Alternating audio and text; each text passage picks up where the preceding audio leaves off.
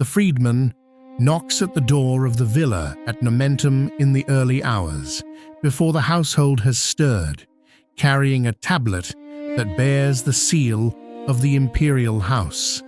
The old man inside, already awake, already at his writing desk, already turning over in his mind the letter he means to send to Lucilius in Sicily, sets down his stylus and considers what it means that Nero's messengers now arrive before dawn. He has been preparing for this morning, in some form, for many years. What he has not yet decided is whether the gardens, the estates, the silver, the 400 citrus tables of polished African wood will go with him willingly when the order comes, or whether they will be torn from him by a hand he cannot resist. This is the question Seneca puts before you tonight, not whether you should be rich, nor whether wealth is permitted to the philosopher, nor even whether the man who lives well must live simply. The question is older and sharper than these.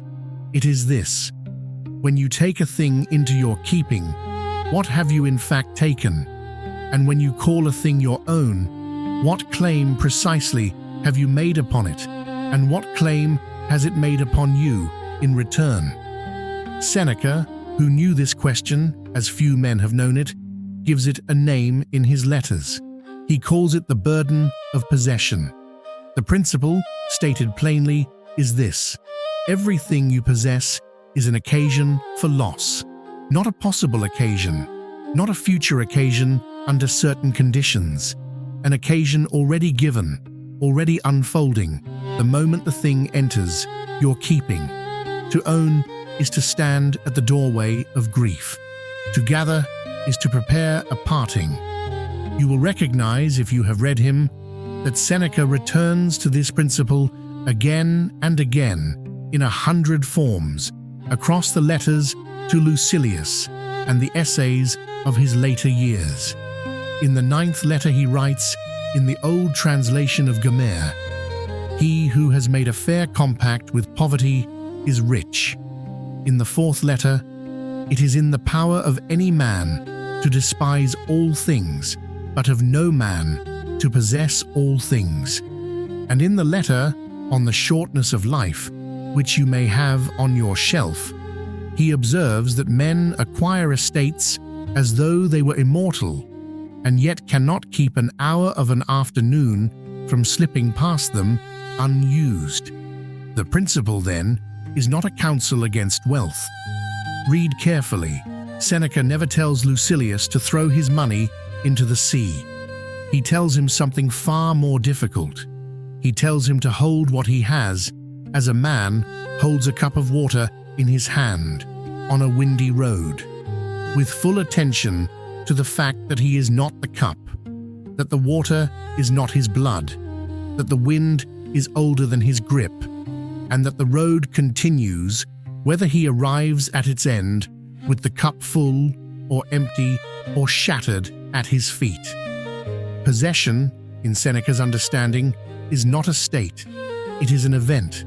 A thing is possessed only in the moment one possesses it, and that moment is constantly being given back, constantly being withdrawn, constantly subject to fortune, to time, to the will of other men, to the simple decay of matter. To imagine that one has secured a thing, that one has placed it beyond reach of loss, is to misunderstand what a thing is, what one is, what the world is. And so the burden of which Seneca speaks is not the weight of carrying gold. It is the weight of a misplaced certainty. The wealthy man, in his account, is burdened not because he has too much, but because he has come to believe that what he has belongs to him in a way that nothing in this life belongs to anyone. He has confused custody for ownership. He has mistaken a loan from the world for a gift. You must understand who is teaching this. Seneca, when he wrote these letters, was among the wealthiest men in the Roman Empire. By some ancient accounts, His fortune exceeded 300 million sesterces. He owned estates in Italy and in the provinces. He held vineyards, gardens, country houses, and that strange and famous collection of citrus wood tables with ivory legs, which Pliny would later count as evidence of the luxury of his age. He had been the tutor of an emperor, then the chief advisor of an emperor, then, as the relationship cooled, an old man waiting in the country for what he knew was coming. This is not the writing of a man who never tasted the thing he warns against. This is the writing of a man who has carried the weight of it for decades and who has come at last to understand what the weight was made of.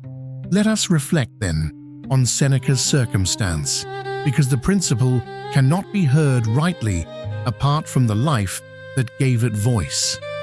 Lucius Annaeus Seneca was born in Cordoba, in Hispania, in the years just before the Common Era.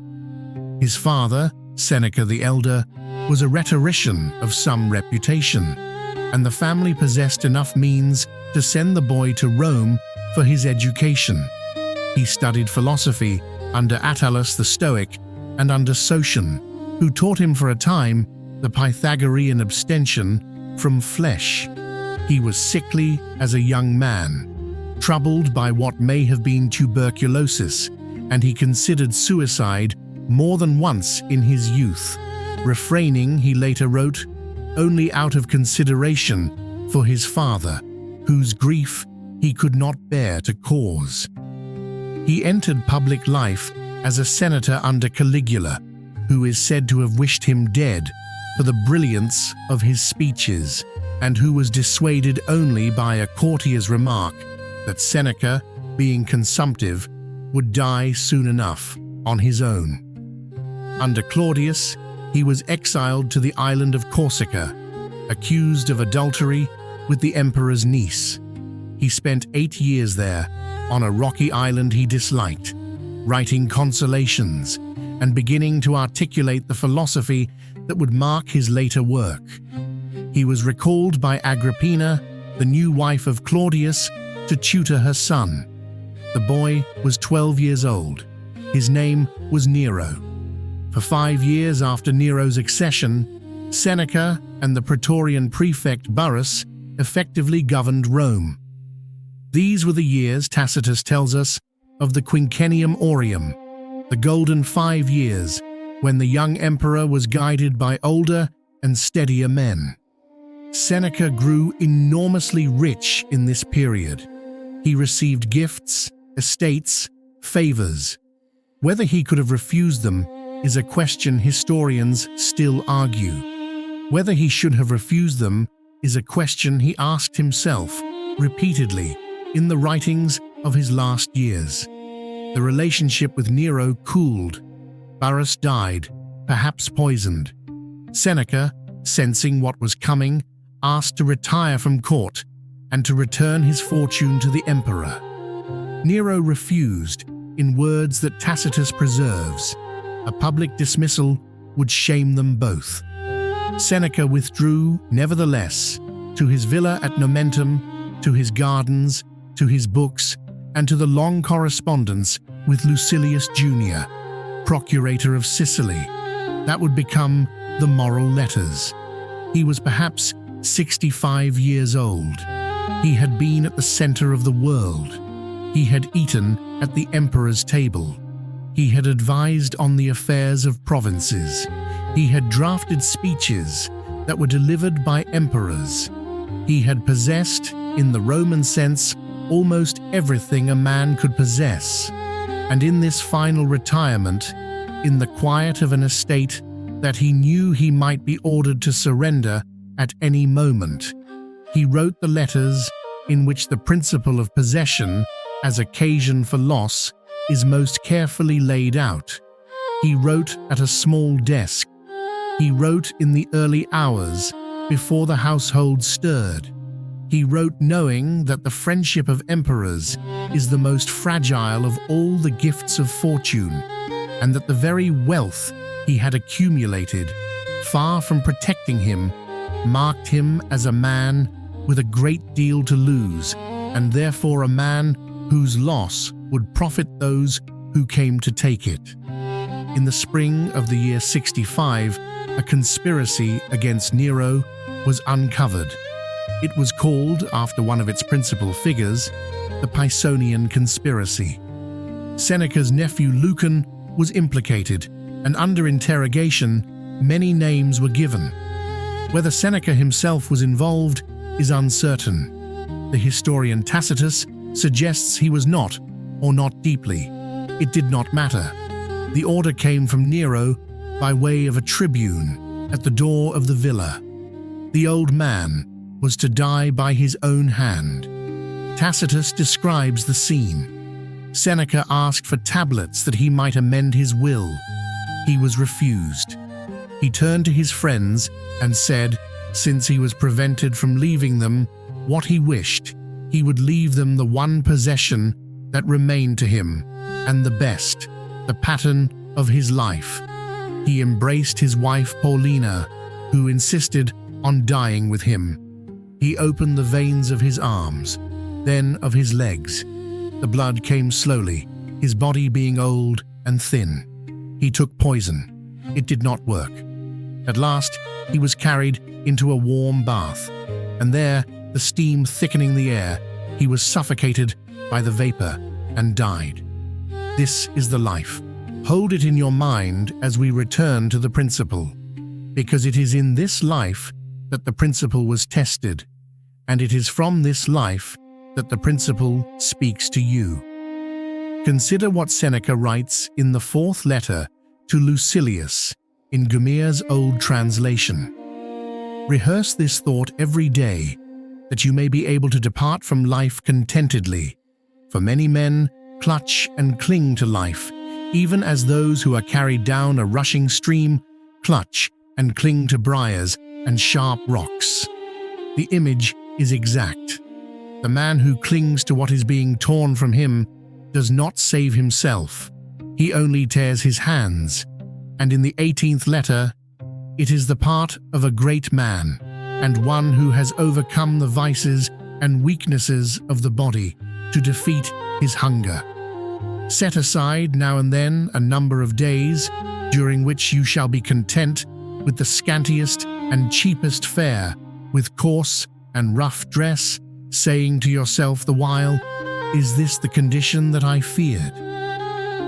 This is not the asceticism of the cynic, who throws away possessions to be free of them. This is something subtler, and I think more difficult. Seneca tells Lucilius to keep his wealth and to practice regularly the loss of it. To sit for a week on a hard bench, eating bread and drinking water, in clothes one would not wear in public, and to ask oneself the simple question, is this the thing I have spent my life dreading? Is this what I have arranged my hours to prevent? Almost always, he says, the answer is no. The poverty one dreads from a distance is, when approached directly, less terrible than the dread of it. The loss one fears, when rehearsed, becomes thinkable. And what is thinkable, the Stoic teaches, no longer rules the soul. He practiced this himself. We have his word for it, and we have the testimony of his life. He kept his estates, and he kept his luxuries, but he set aside days in which he lived as though he had none of them. He slept on a mattress thinner than his slaves. He ate from earthenware. He walked in his gardens in a single rough cloak. And then, the exercise complete, he returned to his customary life, but, he says, lightened. He returned to his villa as a man returns to a house he is borrowing, not as one returns to a possession he has secured against the world. Read the 74th letter, if you have not, on the indifference of Fortune's gifts. Fortune does not give anything, she only lends. This is the heart of it. The estates at Nomentum, the citrus wood tables, the gold and silver, the friendship of emperors, the love of Paulina, the gardens in the spring, the very breath in the body of the old man at his desk before dawn. All of these are loans. None of them is owed to him. None of them is guaranteed for an hour. The wealthy man's burden, then, in Seneca's particular meaning, is the labor of forgetting this, the labor of pretending day after day that what was lent has been given, the labor of building around oneself an architecture of supposed security that the smallest movement of fortune can collapse. This labor is exhausting precisely because the truth it suppresses keeps surfacing. A friend dies, a ship sinks, a letter arrives from the emperor. The pretense must be reconstructed. The forgetting must be done again. And the wealthier one is, Seneca observes, the more there is to forget. The poor man has fewer occasions of loss because he has fewer things to lose. The rich man has multiplied his occasions. Every estate is a wound waiting to open. Every cup of fine wine is a small parting in disguise. Now hear how he describes the alternative in the 17th letter. There is no enjoyment in the possession of anything valuable unless one has someone to share it with. And then, more pointedly, in the same letter, if you wish to have leisure for your mind, either be a poor man or resemble a poor man. Study cannot be helpful unless you take pains to live simply, and living simply is voluntary poverty. The phrase is striking. Voluntary poverty. Not the poverty of one who has nothing, the poverty of one who, having something, refuses to be possessed by it.